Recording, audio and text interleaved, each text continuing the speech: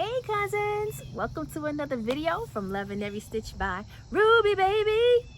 I'm Ruby Baby, and in this video I want to share with you all some craft fair tips. I just recently did a craft fair, and while it's fresh in my mind, I just figure I'll give a little bit of information to share about that if you're interested in doing a craft fair, if you already do a craft fair and want to know how other people do it. I just want to share because I know when I started doing craft fairs, I was like looking for people to help me learn how to set up my station and all of the things. So I figured I'd just do this video real quick and share some things about that. So I just did a craft fair yesterday, and it was like my first craft fair post-COVID.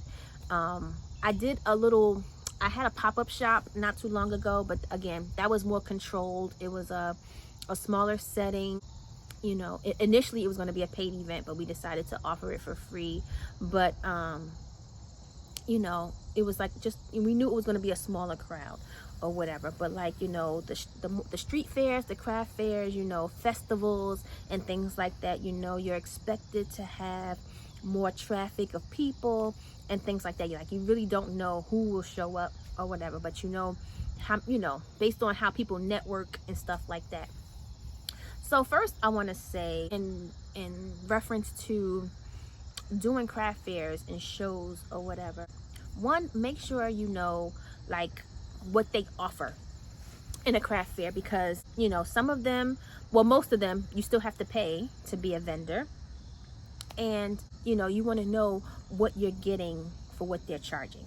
So are they offering tables or chairs? Do they guarantee promotion of the event that they're throwing and stuff like that? Like, you want to know and gauge what kind of traffic will come through and things like that, because I think, and like what kind of audience is there, like especially if you make a plethora of things. So like for me, I predominantly make women's wear, like accessories, hats, scarves, all of the things, and but predominantly for women. So I don't primarily crochet for kids. So I do, but as far as display, I don't have a lot for that. So I make baby items as gifts, like I do baby items, but it's not primarily something I display, when I go to these events. It's primarily women's wear, stuff like that. So, in picking the venues and stuff like that, I would have to make sure, like, are women gonna be there? Stuff like that, because everything gets factored in. So like, this was an outdoor event, so I had to bring my own tent and all of my props. Now I was just thinking, like, my car was full. I took a couple little videos. I'm still really bad at like capturing certain moments. It's like after the moment has passed, I'm like, oh, I could have recorded that, or I should have recorded that, or whatever. But I'm hoping that just explaining it would be enough. But even in me packing my car, like, again, you have to make sure you have enough car space to to transport all of the things that you need. Because for me, with crochet stuff, and praise God, you don't have to iron yarn, because I'll just stuff everything down in a bag or a bin or whatever, and just make sure I can get as much of my product in one receptacle or whatever. I have a lot of props. I'm realizing I have a lot, like, most of my stuff that I pack is the setup. Like, legit, my car is full of the setup, and I may have 1 or 2 bags or 1 or 2 bins of actual product. Everything else is setup. So I want to talk about setup. I want to talk about stuff that you need, that you should definitely have when going to a craft fair. Just a reminder, and I really should write this stuff down so I don't repeat myself or leave something out. But number one, okay, so let's talk about real quick, even how to find a fair. So I'm learning because like where I live now, it's a lot of farms and stuff like that here. So they have a lot of like fairs, festivals, you know, things like that, where farms, you know, especially now it's fall, you know, you have the apple picking, pumpkin picking, and all of the things. And you know, there's things happening in this area. So I'm learning that any community that you're in or a part of, they usually have some type of Facebook community page or whatever. So that's a good avenue to start if you want to find things in your area. I'm in New Jersey. Finding things in my area, I've learned to find the Facebook community pages, because that's where they promote and that's where they look for, you know, people to serve at their events and things like that.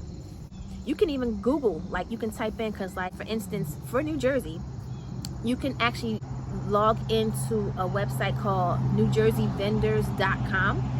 And for New Jersey, for that website, they usually list 2 ways. So there's a way where you can, if you're having an event and you're looking for vendors to serve at your event, you can do a listing there. And you can actually, and it's listed either by, I think you can either find it by date, or you can find it by like county. Like I live in, let's just say, Essex County, so I'm willing to go to Union County, Essex County, Somerset County, like any of the counties that's, you know, in the surrounding areas. If you don't want to travel too far or whatever, you can even click on the counties and see what is offered in that area. Or like I said, you can go by dates. Like I'm available on these weekends, so let me see who's having events during these weekends. You can find events that's happening in the times that you're available to do events. And then, you know, normally they'll have like a brief description of what the event is, how much it's gonna cost, what the time is, and all of those things. So then you can, like, you know, present your application that way. Or if you're a vendor and you want to put your name out there, you can even put a description of your information. So if people are looking for your kind of craft or your kind of art or whatever it is you're promoting, they can contact you. So you can put a profile up there and say, hi, my name is Angie. I represent Love in Every Stitch by Ruby Baby.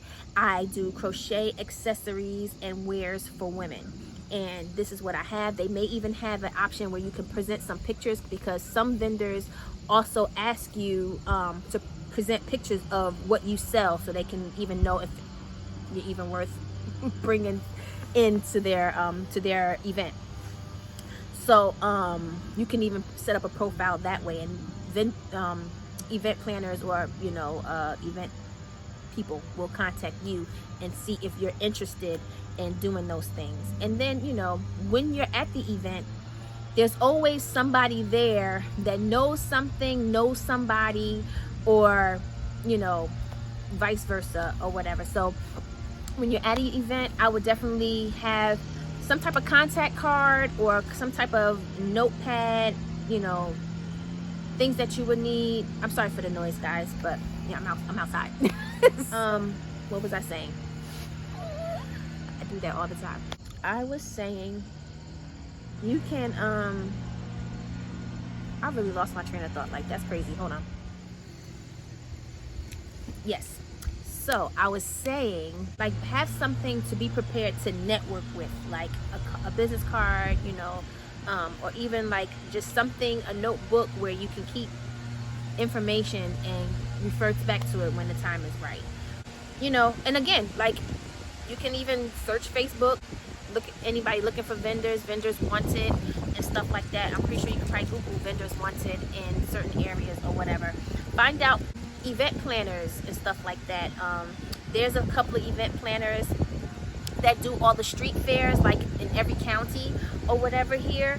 And so I have that information. And once you kind of get on the list, they'll email you, they'll contact you and say, hey, this is the event we have going on. If you're interested, you know, fill out the application, send in your fee, you know, or whatever, and we'll hold your spot, and, you know, all of those things. But it's always somebody that, you know, that's shopping around like, hey, I got an event coming up, here's my card, whatever. If you're interested, you know, give me a call, we'll get your application to you, or I'll contact you. It happens both ways, essentially. Is that a leaf in my hair? Wow. Okay. With fall, man, fall. I'm trying to think what else. Okay, so now you booked an event. After you book your event, you know, you start putting your stuff together, what you want to sell and things like that. So we could talk about setup a little bit, depending on, you know, what you have. So for me, oh, and also you can also decide, you know, what kind of craft are you going to be, because a lot of people like have a small display and they kind of take information and take orders. I'm not that person, only because, again, I work full-time, another job, and, you know, my time is limited. So I kind of don't want to spend my time customizing, filling custom orders. That for me personally is not really how I want to do my craft. I really want to do my craft with the colors that I want, when I want to, at my leisure. So I will take custom orders, long as you're asking for something that I already do. Like if it's something that you see that you like, you love, and you really want it, but you want it in a mustard color or burgundy color or even black, because I don't do a whole lot of black stuff, you know, I will do that for you. You know, and if you decide to do that, make sure you're giving them a reasonable time that they're expected to get their product in their hand. For the most part, when I do take custom orders, I will definitely take anywhere between 20 and 50% the down payment deposit that is non-refundable. And that's because for custom orders, you know, people have this vision in your mind, and it's my desire to fulfill that vision. But sometimes, you know, there's been times that, you know, you may miss the mark, and it's not because you didn't present a beautiful product, but it's just not exactly what they had in mind. But they can only articulate it a certain way. So, you know, that's predominantly why I will only custom order stuff that I already do. I will not, you know, take somebody's blueprint and try to create it. That's just not me. And give them a reasonable time when they can expect their stuff, you know, because if you have an event and you done took 5 custom orders, you can't give them all a 2-day turnaround or a 1-week turnaround. You know what I'm saying? Like, somebody's stuff is going to be in the back. You know what I'm saying? So make sure you give them, you know, a proper expected time to receive their product. Oh, but I was saying, getting back to the deposit, I will take a 20 to 50% deposit depending on what it is, because if I spend my time doing something specifically for one person, I want to put my all into it. But at the same time, if they decide to reject it for whatever reason, that is no loss to you as the artist. Like, as far as supplies go, and, you know, in time, you may lose the time, but you also have a product that you can put on the table and sell to somebody else.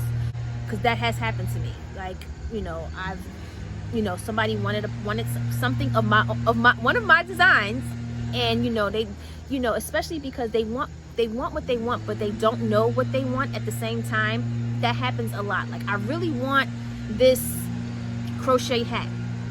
I love your crochet hat, but can you make it in these colors? But, you know, I need the shiny yarn, or, you know, not the itchy kind. Like, you know, it's like, you know, the expectation can be unmet. You know what I'm saying? Because they have an expectation in their mind, but at the same time, you come as close as you possibly, and you're giving them everything that they're asking for. But when you present the finished product, it's still not what they envision. So sometimes, you know, that will happen. I'm like, I'm sorry, I'd like, you know, and you can either decide at that point to make another one, or you can decide to just, you know, disconnect from that order altogether. You have that right as the artist to do that.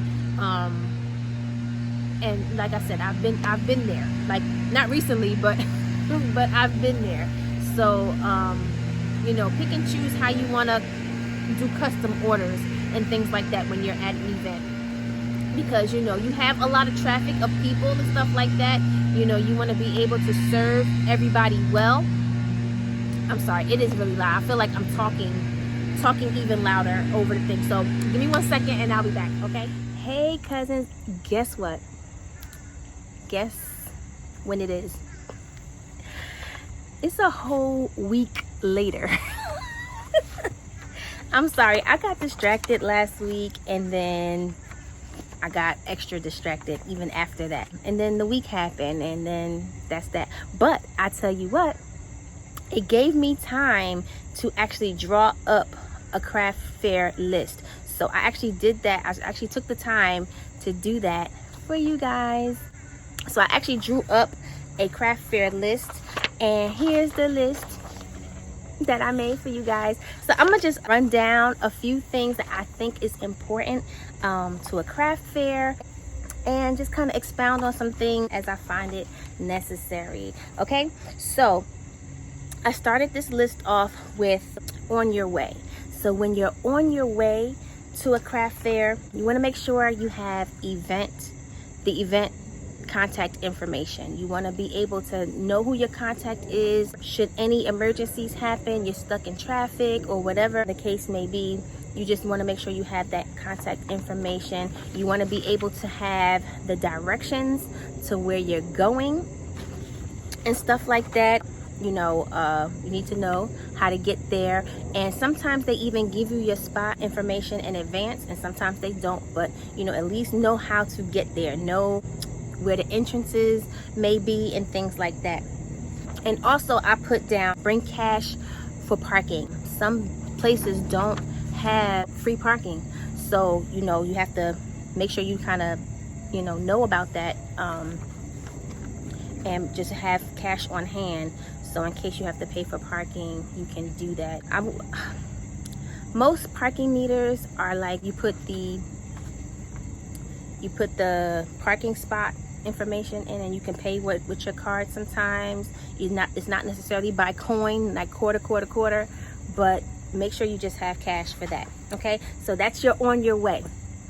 So then I also have a list of personal stuff. So personal stuff: coffee, tea, and water. Like if you're a coffee drinker, bring your coffee. If you drink tea, bring your tea.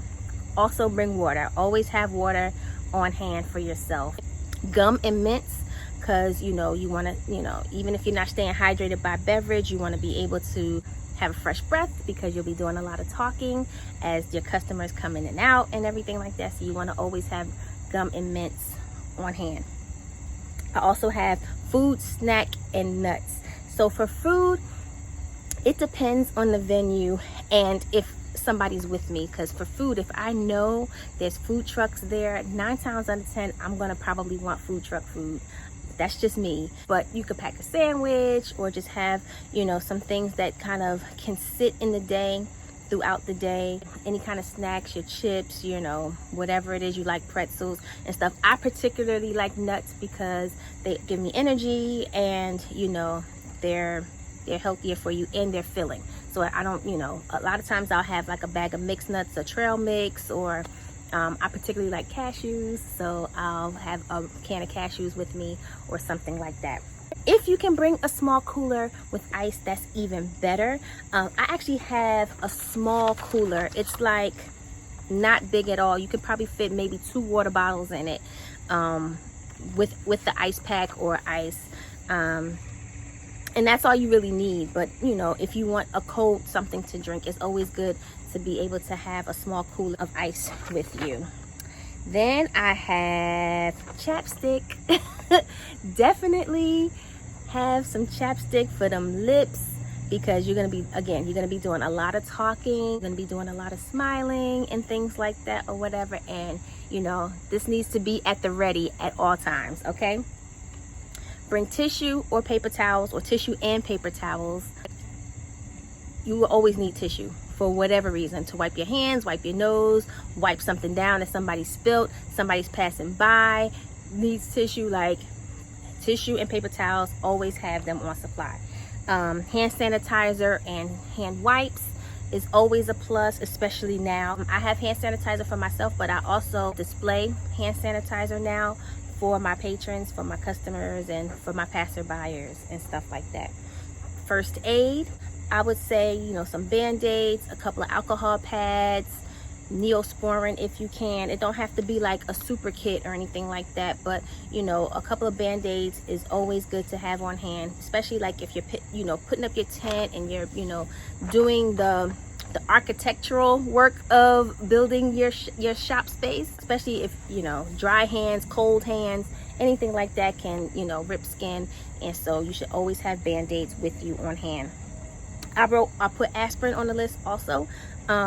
Just any kind of headache medicine, whether it's ibuprofen, acetaminophen, you know, aspirin, whatever helps you, naproxen, like whatever it is, I would definitely recommend you carry a small bottle of it, or even just like a handful of them, little, you know, wrap them up in toilet paper, like whatever you can, a couple six little pills or whatever, and you good to go. Visual aid or sunglasses. I can't stress that enough. I wear glasses, and because, you know, especially now with the, you know, with the season that we're in, with the mask wearing and stuff like that, I'll take my glasses off often, especially even in fairs and stuff like that. I will take my glasses off often. It's a bad habit, but if you can't see, wear your glasses and bring sunglasses, because sometimes the sun may be beating down, you know, depending on where you're angled, the sun might be coming your way, and even your tent doesn't provide any shade. So you want to definitely have some sunglasses with you if you're in an outdoor event. Then I have a chair. Bring a chair, have something to sit on, rest your legs when you can, and stuff like that. Okay. Bring a phone charger. Definitely keep your battery pack as charged as you can throughout the day. Sunscreen, again, if you're outdoors, even if it's not a hot day, if the sun is out, you should be using sunscreen. It's just good for you to be out. If you're going to be outside all day, you should definitely have your sunscreen. Deodorant, now that's preference, that's up to you. Maybe you can make it through the whole day, you know, or with one wipe, but some of us can't. So you know, if you need the deodorant, you need to freshen yourself up, by all means, please have like one of the little travel ones or whatever. And see, most of the stuff that I have on the list and things like that, I have it all together like in like a little tote, like a little box or whatever, like the little plastic boxes.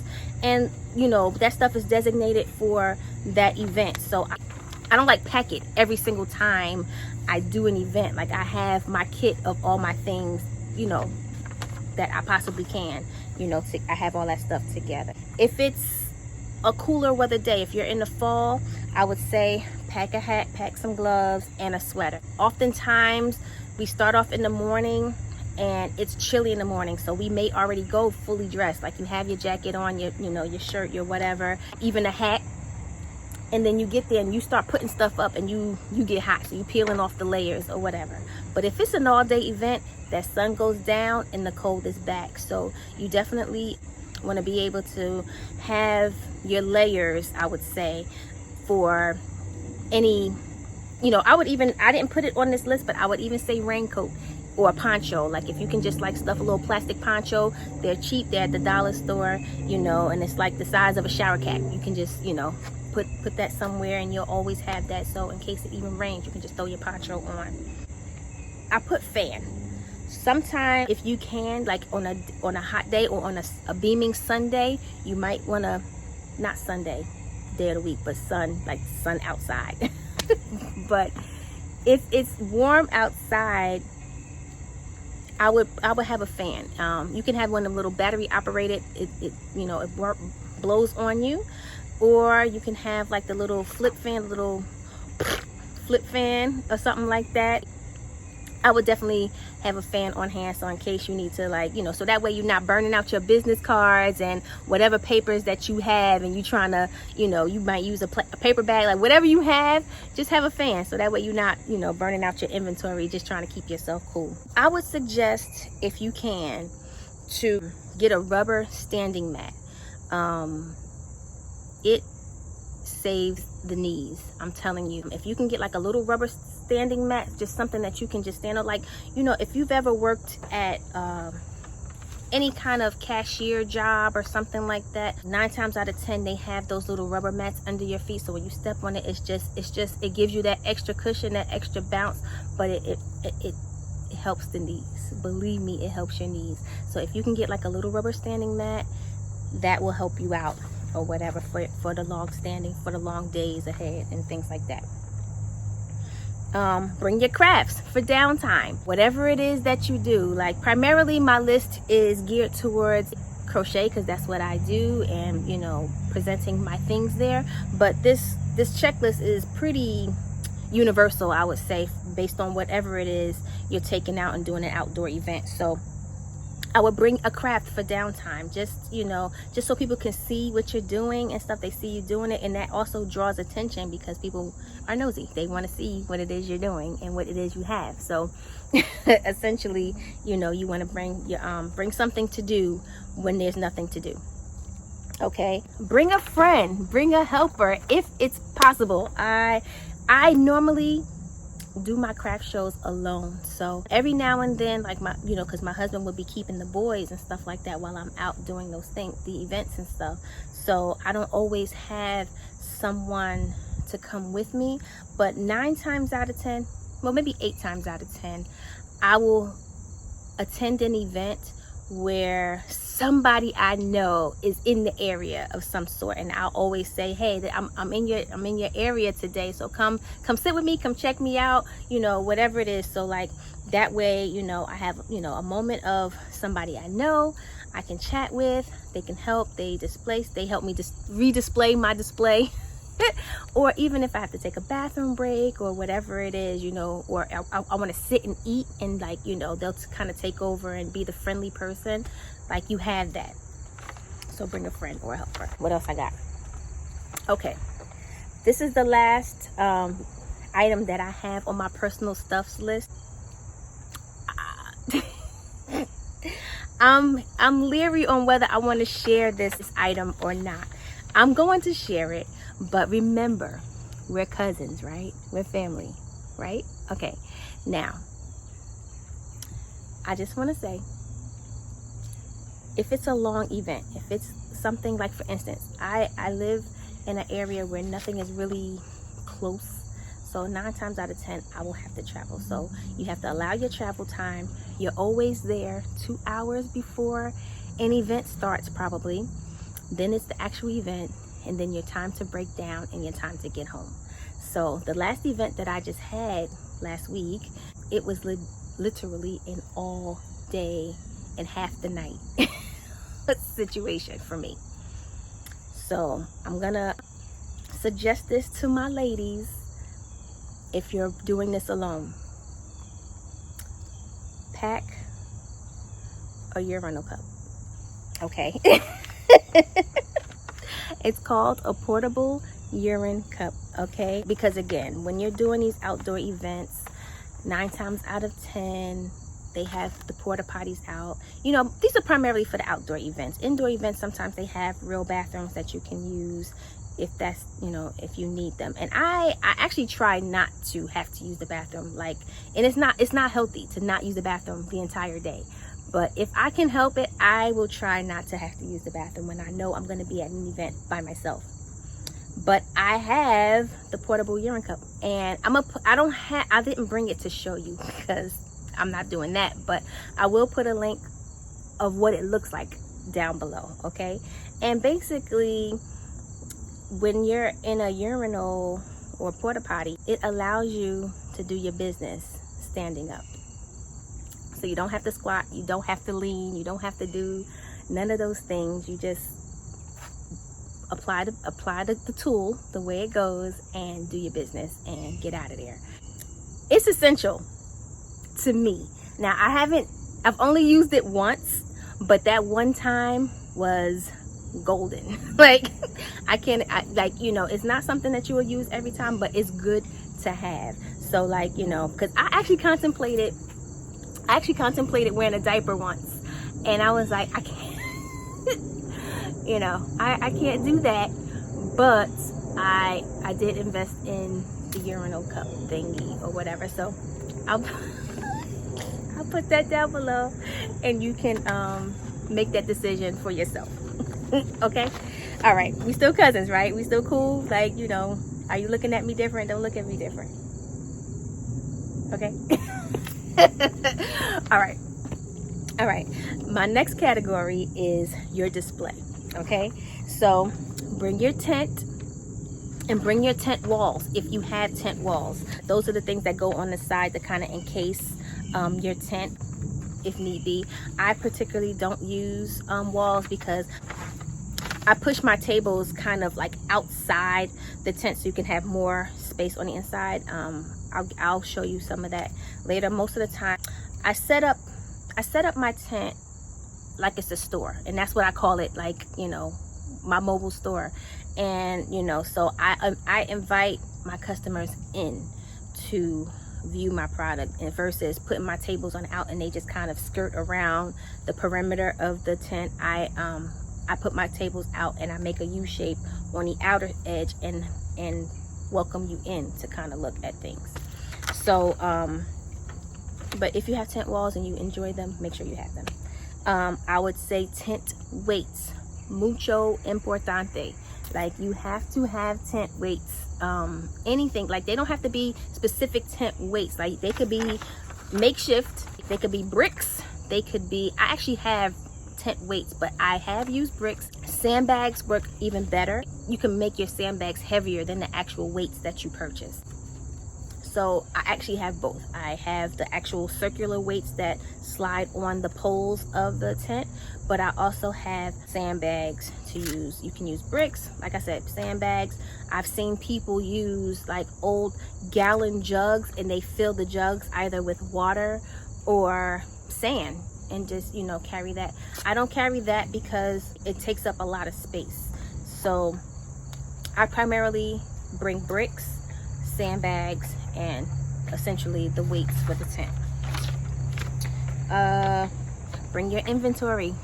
Bring your supplies. Bring everything you're gonna sell. Even if you don't, everything that you have, bring it. Even if you don't put it on the table or put it on display or whatever, I would say bring it, because I have a lot of things, because like my displays, like I have so many different things. Like, I don't have 10 of the same hat. Like, all my hats would be different patterns, different designs, different styles that you can wear. A slouchy beanie, you know, you know, whatever kind, regular beanie, you know, pom-pom beanie, unpom-pom beanie, like all of the things. So I may not display all of the hats all at once. It just all depends, because, you know, displays can get overwhelming.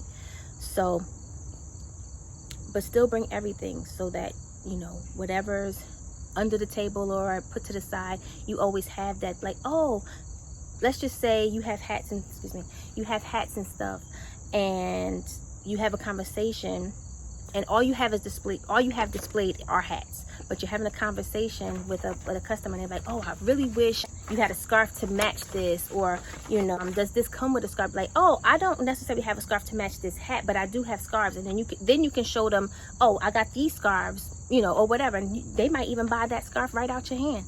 You never know. So I would say all inventory that you have, whether you display it or not, at least have it with you.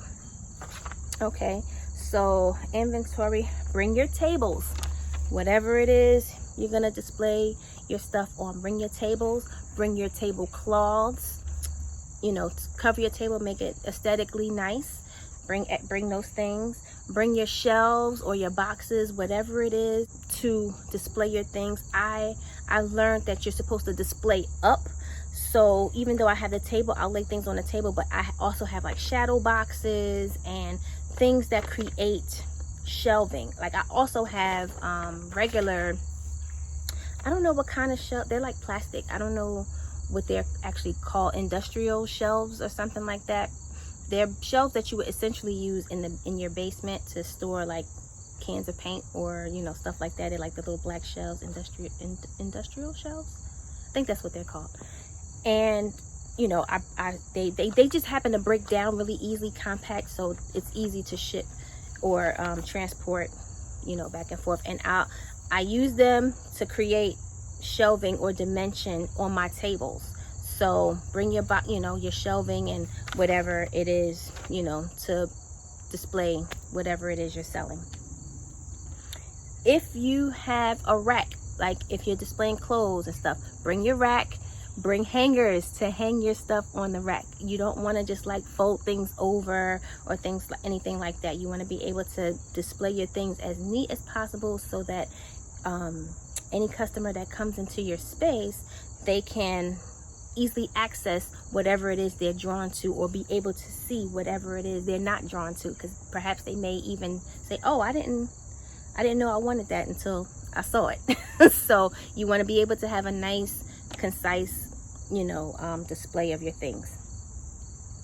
My next thing is mannequins or props, whatever it is to help you display your item. You don't want to, again, I'm using hats because hats is the easiest thing to kind of talk about, but you don't want to bring hats and just have them laid out on the table, like every last one of them. You want to have at least one head, one mannequin head, at least one, to just show what a hat looks like on a head. You want to, you know, give that look, that image, so that they can picture themselves in it, like, you know, how it should look essentially on them.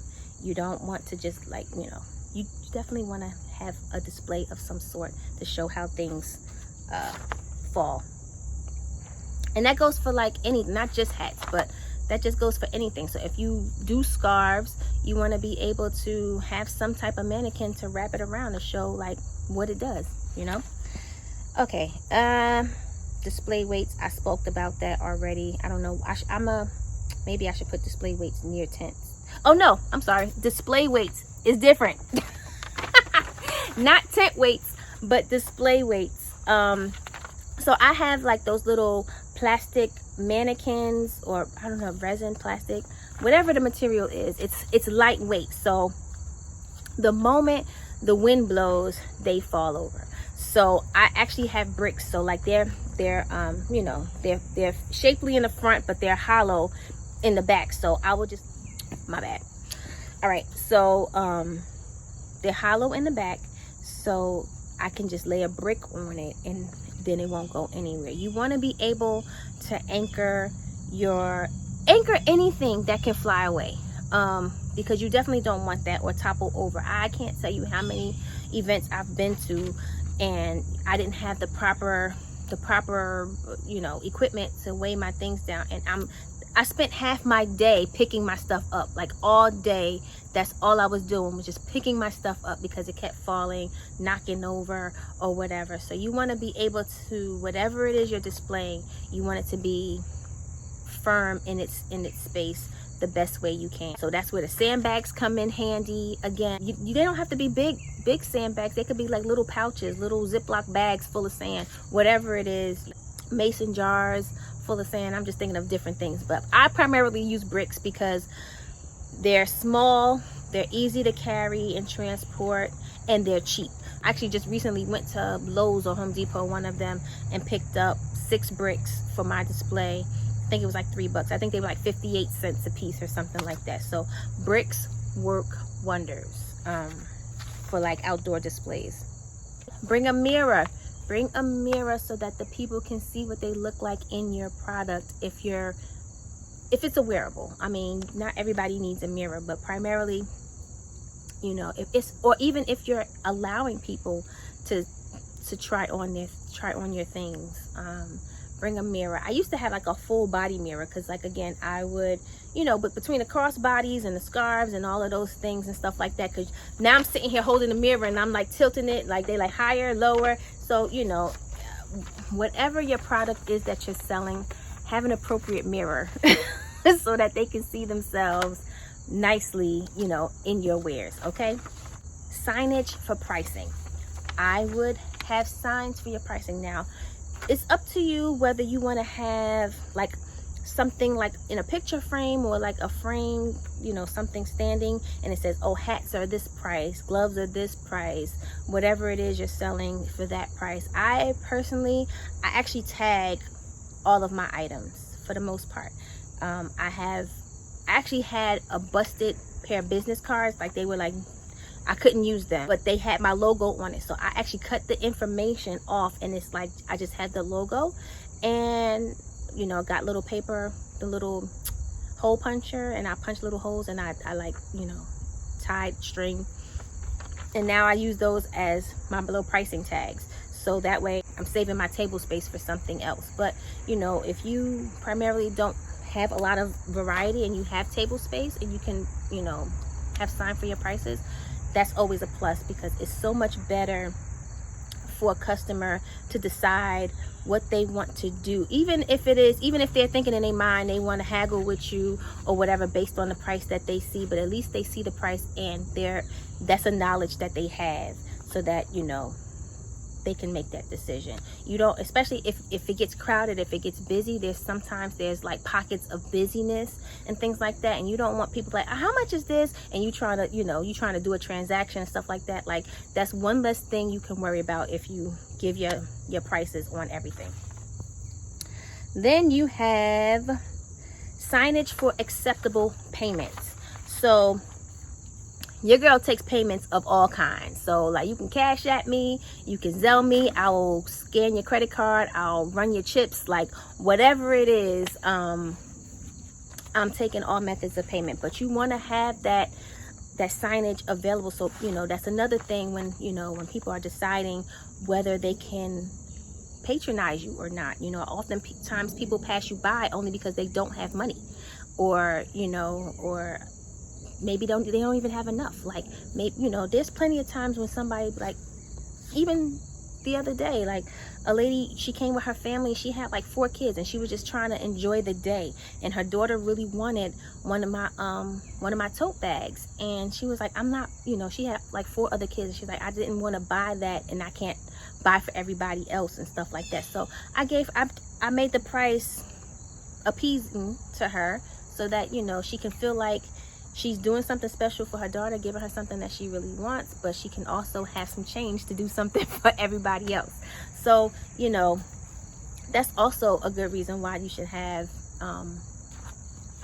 you know, signage, tags, price tags. But again, I'm talking about signage for payments.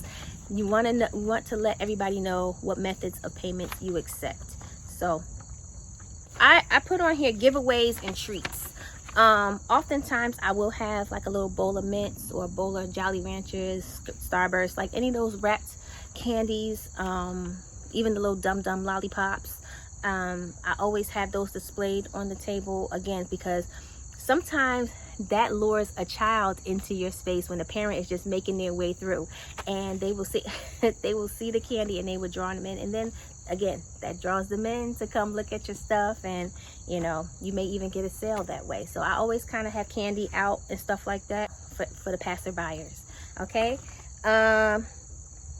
Okay, my last thing on the display list is bring your smiles. Okay, please, like, that is so important. Like, you just want to be approachable at all times as much as possible. But I'm gonna tell you what, I haven't smiled so much in one day that my face was hurting. Like, if you need to prepare your face the day before to get ready to smile, do that. Like, I mean, take a few moments out the day and just hold your face in smile position for like 20 seconds. Like, just be like, for 20 seconds. And I promise you, if you raise your eyebrows and hold that smile 20 seconds, you won't feel that. You gonna feel the you gonna feel it. So prepare your face for smiling, because a lot of that happens. A lot of that's going on, because even people who don't come actually into your space to like make a purchase or whatever, there's people complimenting you along the way, like, oh, that's a really nice so-and-so, that's, you know, oh, that's really nice, I really like that, I like it. Some people just say, I like your display, and just keep walking. It's always good to say thank you very much and just have that smile on your face. So you just be sitting there like just all day. So get that smile already. Just sit there and do reverse Kegels for your face. Like, hold it out, stretch it out, and hold it 20 seconds. I dare you. And even when you go out to your events, as you're smiling, I want you to think about me, okay? All right, so that's displays. So my next category is sales. Bring petty cash, bring small bills, I usually bring $10 in singles, $20 in fives, to just kind of start your day off. Always bring petty cash and small bills. I would say wear an apron or a fanny pack. It depends on the event that I have. If it's a bigger event, I will wear a whole apron because it has compartments, and you know, I use those things. But for small events where I can just hold my little square pack in it, or you know, a stylus, you know, hold the cash and stuff like that, little fanny pack, something that's accessible, is right there and stuff. It's always good to have the apron or the fanny pack. Like, so, you know, it's both my apron and fanny pack are black, so I just wear that around the waist. Sometimes I put my shirt over it, sometimes I don't. The apron is more flat, so you know, the fanny pack has like a little, you know, a little bubble in the front. So it just all depends, but it's so helpful to just have that, so that way you have all your business stuff on your person at all times. So wherever you are, you're not running to the side or to the back of the tent, or you know, trying to look for your card reader and all of that stuff. Is always on the body. Okay, so I would say also bring a calculator. Now I use my phone generally for credit card transactions, so I don't want to have to keep flipping from app to app, swiping and finding things. Sometimes, oh, actually I have done that, but what I'll do is I'll bring all of those apps down to the important bar on your phone, so that way no matter what page you're on your phone, those things are accessible for the day. But primarily it's good to just have a separate calculator, just in case they're buying multiple things and the app that you're using is not calculating it for you, or if it's people wanting to know how much is everything together before you even sign off on the transaction. You want to just kind of calculate some things, move some numbers around or whatever. It's always good to have a calculator on hand. Your credit card reader, you already know you need that. A stylus, you know, most people use their finger or whatever. Nowadays they don't even have to do that really, but like if you don't want them touching your phone or whatever, you can have a stylus also on hand. A receipt book. If you're giving cash, you might want to I'll always give the customer an option. Would you like a receipt? Most of the time they don't, but you know, at least you have the receipt book, you know, at the ready, so that you know, in any event that you do have to write one, it's available.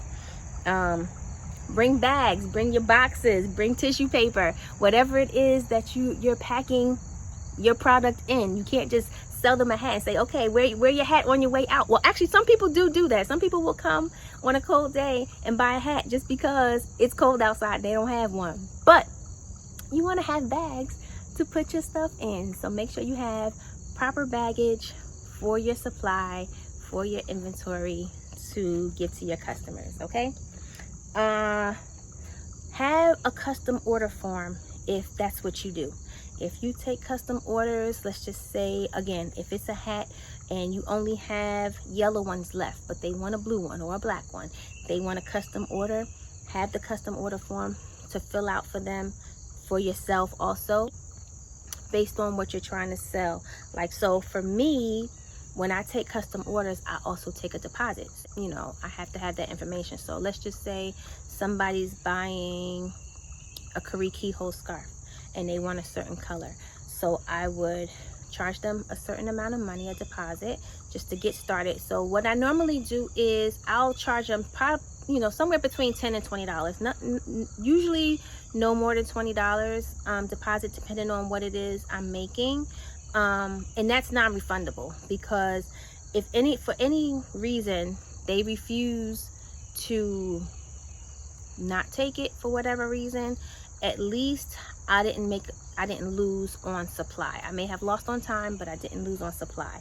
So I oftentimes take a deposit for custom orders. So you want to take down their information, what they deposited, what they're ordering, what colors they want, how they want it, if they want it in stripes, if they want it in color pop, or just variegated. Like you want to put put all that information down, their contact information, so that you guys can keep in good communication and all of the things. So you want to have some type of custom order form or a notebook, something that you keep on hand that is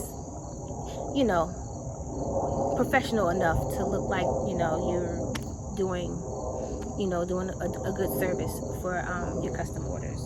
And this last thing in my sales category is to bring your license if you need it. Some states require you to have a license. So I know if I do events in New York, if some spaces you actually have to apply and get a license to sell your things in certain areas.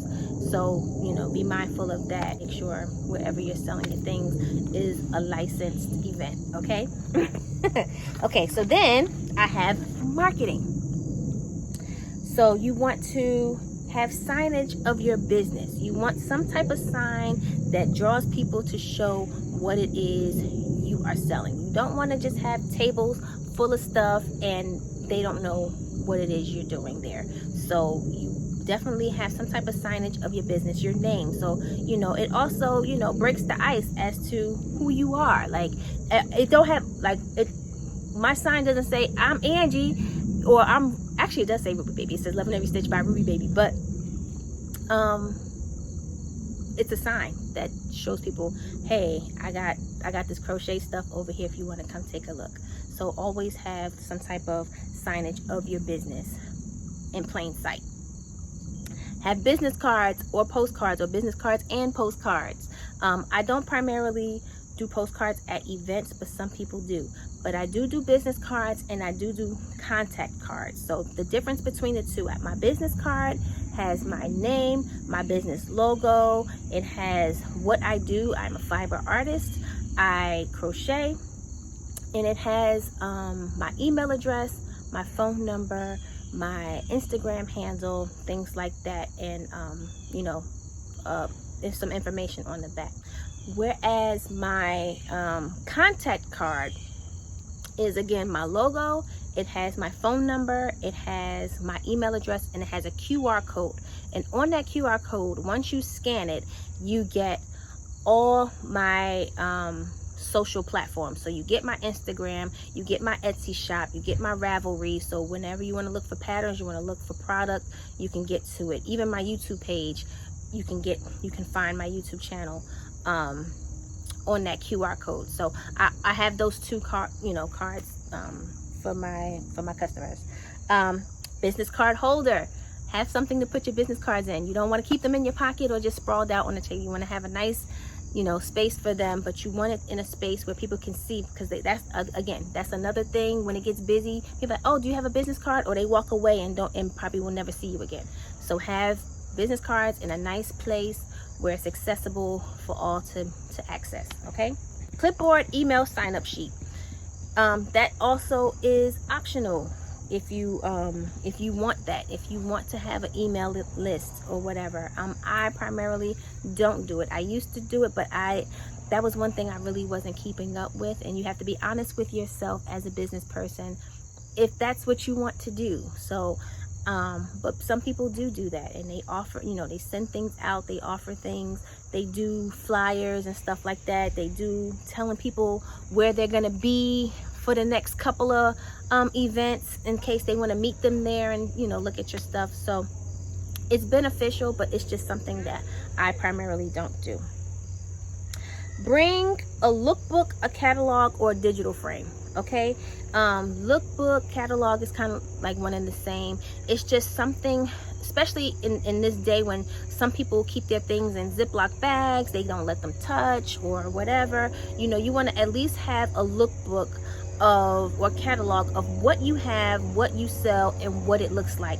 So primarily the stuff that I display on my Etsy shop and stuff like that, I'll I'll make a copy of it, like a you know, a paper copy, and I have like a little catalog book. So, oh, you see that scarf? It may not look like nothing on a hanger, but this is what it looks like on a body if you don't want to put it on. So, you know, you can kind of give a better visual of what your stuff is. And if you have a digital frame or an iPad that you can just like lay on the table for display and just do like a slideshow of all your work as the day goes by, and people can, you know, again, they see stuff on a hanger, but they may not see it, what it looks like, but they might catch a picture of it as they're passing by.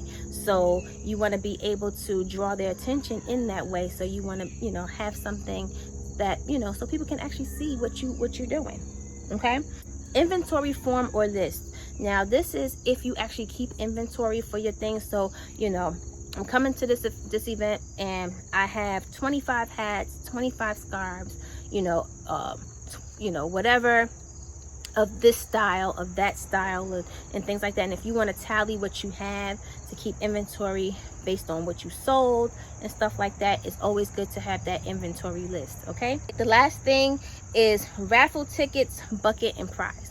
Now this also is optional. It depends on the event that I'm doing that I may do this, but it also, you know, it helps draw attention to your business, to your shop, to your, you know, to whatever. So sometimes I will run a raffle for the day, especially if it's like one of those events where everybody's gonna kind of be there throughout the event. It's not like just a traffic of people in and out. I will run a raffle for either something free on the table or custom make or something like that. So I'll, you know, I will have my raffle tickets in the bucket or whatever, and you know, I will offer a raffle in that way. And that, I mean, not for nothing, but that puts money in your pocket that you wouldn't, you know, essentially have. And again, you know, that also, you know, that pays for the supplies. So if you're offering a blanket or, you know, something big, the money from the raffle can compensate for the custom make or whatever. I've done that before a couple times, and it's, you know, again, it draws attention to your space, and that's always good. And also what I do is, if you have product that doesn't seem to be moving, like say you made a couple of hats and the hats are not, you've had it for the whole year, like people picked it up, they put it down, they picked it up, they put it down, but nobody actually bought it. If you have supply like that, what I do is, especially like around Christmas time, well, around Christmas time is when I'm doing most of my events, but what I will do is I will wrap them up, bag them up, and seal them tight. And I would call them mystery bags or mystery boxes. And what I would do is I would offer, depending on the size of the bag or the size of the box, like I know what's in it because I put it in there, but I will put like a price on it. So there's a $5 mystery box or bag, there's a $10 mystery box or bag, and a $15 mystery box or bag. And of course, whatever it is you pull, the value is far more than $5, but at least you get $5 and you move it off the table. You move it, you know. So I would have like a bin just full of mystery boxes, and they'll already have the price on, like this is a $5 bag, this is a $10 bag. And you know, I would have anything. I can have a crossbody in there and I'll sell it for $15 just because I'm just trying to move it, because it's a color that I made. I thought it was beautiful, but maybe, you know, it just wasn't drawing a customer. So 9 times out of 10 people love what's in their bag or box. Like, they love it, and sometimes they come back and buy a bunch of mystery bags. So, you know, it's a good way to like keep your inventory moving and you don't have to hold on to stuff. So that's a good idea. Okay, so that's marketing.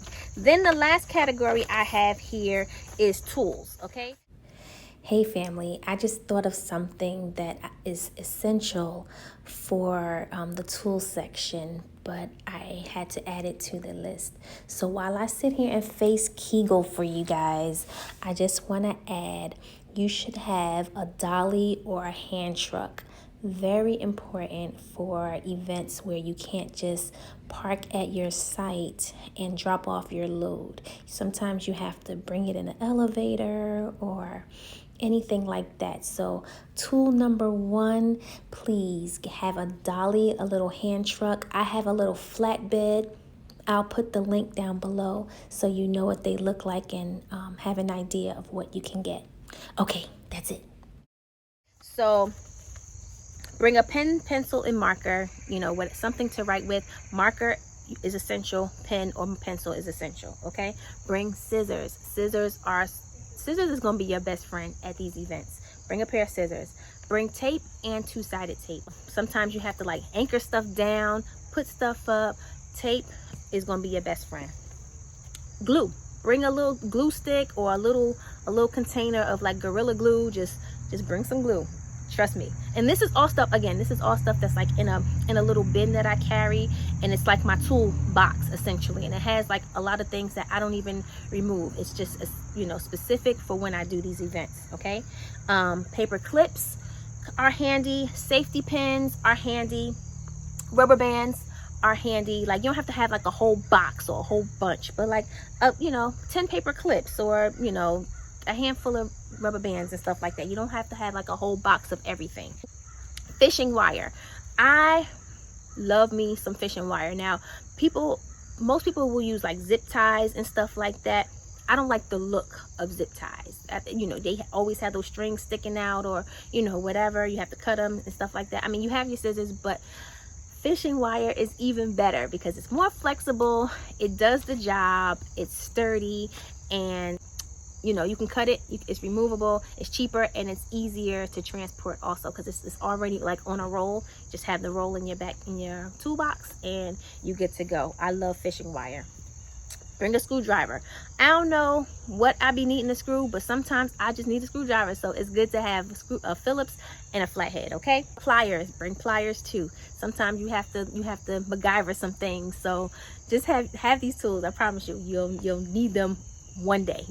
Okay. Extension cord. If you're in an indoor event that provides power of any kind, you want to be able to have an extension cord to bring it to your tent. So whether you need lighting, even just charging your devices, keeping everything, all the batteries charged, bring an extension cord. Bring lights. Bring lighting of any kind, even if they're like little tea lights for the table, candles, whatever it is. Have some type of lighting when you need it, because again, you want people to see your stuff. A charger and batteries. Bring your chargers, all your wires, your battery packs, your portable chargers. Bring batteries if you need actual batteries like AAA, AA, whatever. Make sure you have a set of that with you at all times. Bring a garbage bag and a bin. If you can, bring like a tiny little bathroom bucket. Bring that. Like, you're gonna have garbage. People are gonna have garbage. You want to be able to have a place to put your receptacles. A lot of times there's garbage cans nearby, but just to have one in your station, you know, that is always beneficial. Bring a lint roller if you're dealing with material and fibers of any kind. It's always good to have a lint roller. And bring a broom and dustpan. So outdoor events, dust gets in, leaves get in, all of those things. It's nice to just kind of keep your station nice and clean, keep your store nice and clean.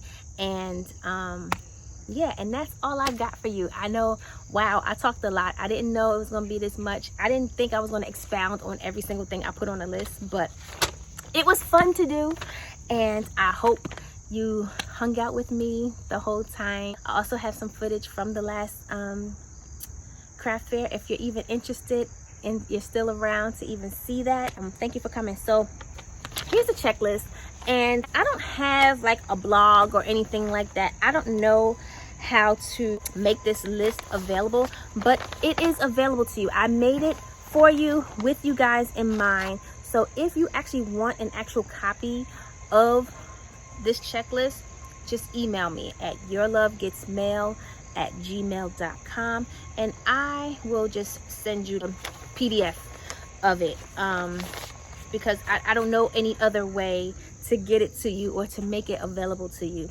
So I mean, or even if you know how I can do that, put a comment below and let me know. Okay, and also just comment below, say hi to your cuz, just tell me what you think of this video, if it was helpful to you. You know, just don't forget to do your face kegels, okay? And I will see you all in the next one. Okay, enjoy your craft fairs and be successful. Okay, bye.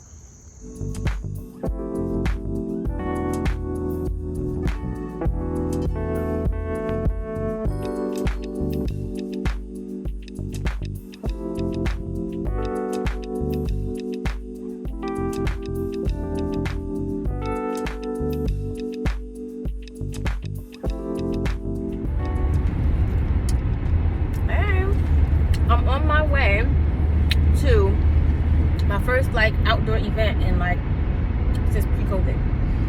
So I'm excited and nervous at the same time.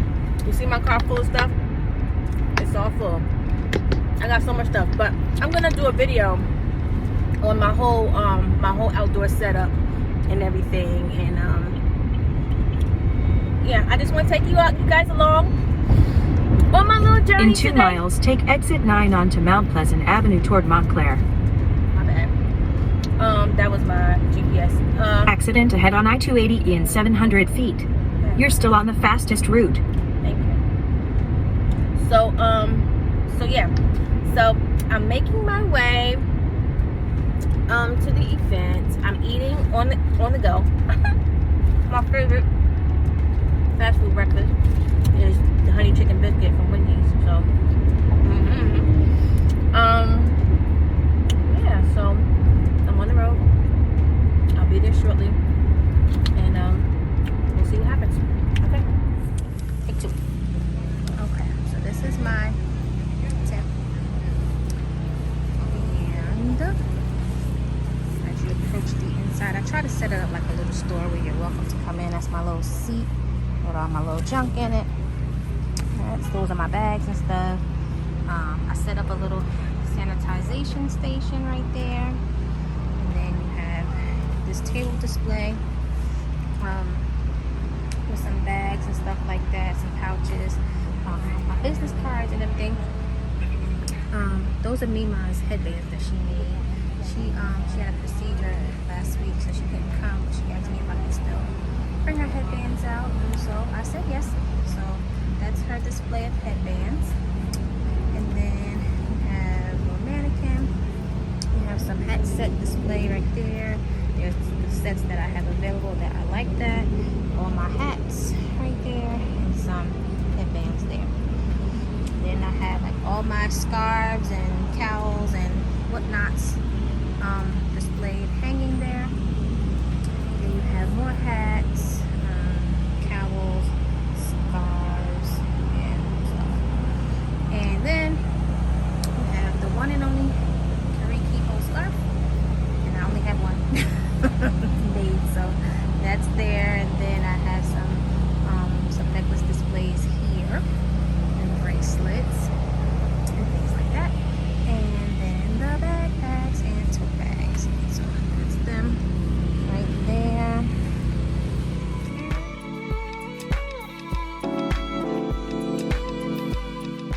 That's my setup for today, guys. Yeah, that's it. Guys, you know I always forget. Please like, comment, subscribe, share. I think that's it. All of the things. Do it, do it, do it. For me, please. Thank you in advance.